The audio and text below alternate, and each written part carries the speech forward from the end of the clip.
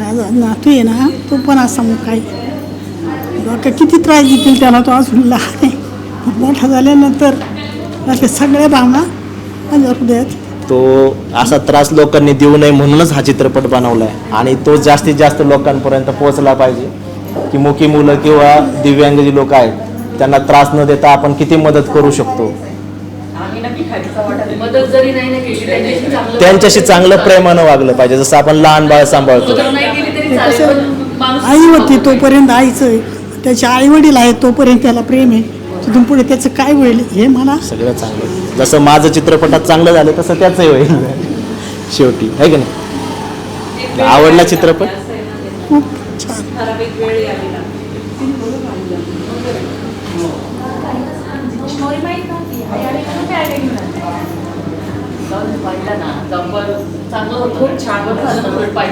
नंतर मी पिक्चर चालू झाले, मी म्हणते आता आईला त्रास होईल मला माहित जर असतं. जोपर्यंत तुम्ही साथ द्याल तोपर्यंत वर्षभर सुद्धा चालू प्रियांकाला सुट्टी असल्यावर तिला आहे, चालू आहे चित्रपट राहणार.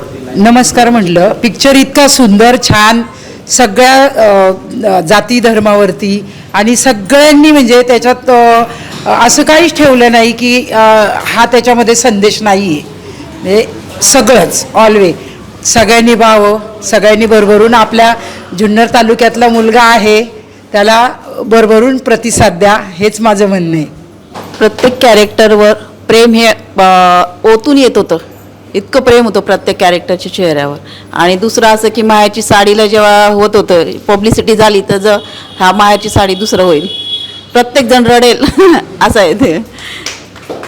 फक्त पब्लिसिटी चांगली व्यवस्थित झाली पाहिजे, लोकांपर्यंत पोचला पाहिजे पिक्चर. हा पिक्चर बघताना असं जाणवलं की आपण रोज जे व्यवहारात जे वावरत असतो किंवा आजूबाजूला जात असतो, अशी काही माणसं असतात की त्यांना आपली मदतीची गरज असते आणि आपण त्यांना एकदम सहजपणे इग्नोर करतो. पण आता इथून पुढे असं लक्ष राहील की आपली कुणाला गरज आहे का किंवा आपण कुणाला काही गरज करावी का. आणि अशा समाजातल्या मुलांसाठी किंवा काही लोकांसाठी काही मदत करायची असेल तर नक्कीच आमच्यासारखी लोक नक्कीच पुढे येतील. मी तर एवढंच सांगेल की या सिनेमाला नॅशनल अवॉर्ड मिळायला पाहिजे. इतका खूप छान सुंदर आहे, मनाला भावलेला, खूप सुंदर.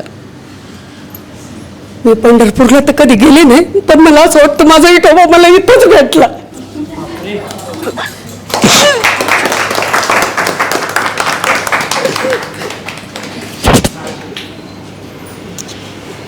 पिक्चर जास्तच भावूक होता, प्रत्येक सीन भावूक होते पिक्चरमधले, म्हणजे अक्षरशः डोळ्यात पाणी येत होतं प्रत्येक सीन बघताना. आणि त्यात सगळेच दाखवले तुम्ही, दिंडी दाखवली पिक्चरमध्ये, विठोबा, सगळं म्हणजे असं खूप भावूक होतं सगळ्या गोष्टी. ह्या पिक्चरला खरंच नॅशनल अवॉर्ड मिळायला पाहिजे, भेटलंच पाहिजे. हो खरंच भेटला पाहिजे. भेटलंच पाहिजे.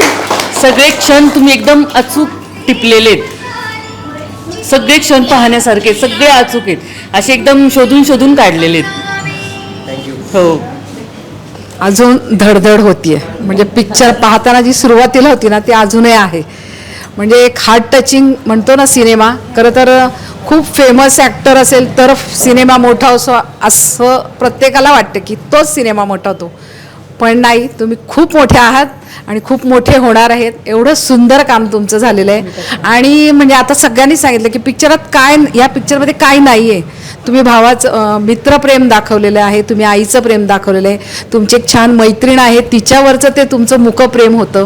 त्याच्यानंतर दिंडीतून तुम्ही विठोबा कसा साकार केला, एका म्हणजे वारकऱ्याला 3 दिवस उपवास धरून तुमच्यात विठोबा दिसलाय. आज तो माऊली म्हणून तुमच्या पुढं आला, त्याने तुमचं आयुष्य बदललं. आणि तुमच्यासारख्या मूकबधिर लोकांसाठी जे काम केले, म्हणजे आम्ही प्रोजेक्ट करतो तर इथून पुढे ह्या कामात प्रोजेक्ट करावा असं मनातून वाटतंय. आणि खूप छान आहे, ह्या सगळ्या मांडतायत. तसंच हां, शेवट थोडा तुम्ही गावाला जाऊन केला असतात ना, भारी वाटलं असतं, एक नंबर. पण खूप छान झालाय. तुम्हाला एक मिळालं म्हणजे ते भेटले, तुम्हाला तुमचे विठ्ठल भेटले, पण त्या मैत्रिणीचं काय झालं पुढे? मैत्रिणीचं काय झालं, मित्राचं काय झालं, हा प्रश्न सगळ्यांनाच पडतोय आणि तो जेन्युइन प्रश्न आहे ॲक्च्युली. हा चित्रपट 10 वर्षापूर्वी झाला आणि मला एक दिग्दर्शक किंवा लेखक या नात्यानं असं वाटतं की सिनेमा जरी असला तरी मला पूर्ण रियालिटीवरती काम करायचं होतं. जर आपल्या घरातली एखादी व्यक्ती हरवली, चुकली एखाद्या गर्दीत, तर तिला शोधण्यासाठी आपल्याला पेपरला जाहिराती द्याव्या लागतात, टी व्हीला बातमी द्यावी लागते. 10 वर्षापूर्वी सिनेमा झाला त्यावेळेस व्हॉट्सअप किंवा सोशल मीडिया इतका प्रगत नव्हता. त्यावेळी हां, तर तो एक पुरावा आहे की बाबा त्यावेळी शूट झाले म्हणून. तर त्यावेळेस हे सोशल मीडिया वगैरे इतकं नव्हतं. मित्र गेला सोडून, परत येईल का नाही या आशाही नाही. मैत्रीणसुद्धा त्याला आईमुळे लांब आहे म्हणून त्यांनी सगळ्या आशा सोडून सगळ्या स्वतः या जगापासूनच दूर जायचं जिथं आपलं कोणीच उरलं नाही, आई नाही तर जग नाही असा विचार करून तो जो निघून गेला. कदाचित त्यावेळेस मला न्याय मिळाला असता चित्रपटाला, तर पार्ट दुसराही आला असता, पुढे ती स्टोरी कंटिन्यू झाली असती. तर या सगळ्या गोष्टी हा पार्ट 2 होईल, हा पार्ट 2 सगळ्यांना आवडेल. पण त्यासाठी पहिला पार्ट 1 करोडच कमाई झाली पाहिजे. आम्हाला पाठ बघायला आवडेल. बघायला आम्हाला नक्कीच आवडेल. आपण म्हणजे या समाजात वावरत असताना आपणही समाजाचं काही देणं लागतो ही भावना त्याच्यामधून दिसून आली. आणि पहिले तुम्ही मुके आहात तो पिक्चर म्हणजे सगळ्या बोलक्यांसोबत तुम्ही एकट्याने केला, पण जो शेवट केलाय तुम्ही सगळ्या त्या लोकांना, स्पेशल चाइल्डला सगळ्यांना एकत्र घेऊन तो केला ना, ती खूप बाब नॅशनलाइज होती. तोच मोटिव्ह होता फिल्मचा की आपल्याला त्या लोकांसाठी काय म्हणजे प्रेम, मित्र. म्हणजे पहिल्यापासून तुम्ही कसं वावरलाय, ती लोक कशी वावरतात, हो. म्हणजे तो एक स्पेशल चाइल्ड असो, त्याला मनात वगैरे ते सगळं तुम्ही त्या मनातल्या भावना त्या मुलाच्या पुण्यातलं संजीवन हायस्कूल म्हणून आहे, संजीवनाचा.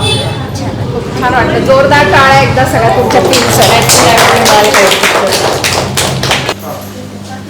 धापा सिनेमा खरंच खूप म्हणजे मनाला संवेदनशील असा वाटला की खरंच या मुलांच्या समस्या जाणून, म्हणजे ही एक खरंच सामाजिक समस्या आहे. आपण इतक्या बारकाईने बघत नाही या मुलांकडे, परंतु या सिनेमातून आपल्याला हे कळतं की खरंच या मुलांना भावना व्यक्त करणं किती कठीण जातं, त्यामुळं त्यांना कोणत्या समस्या येतात.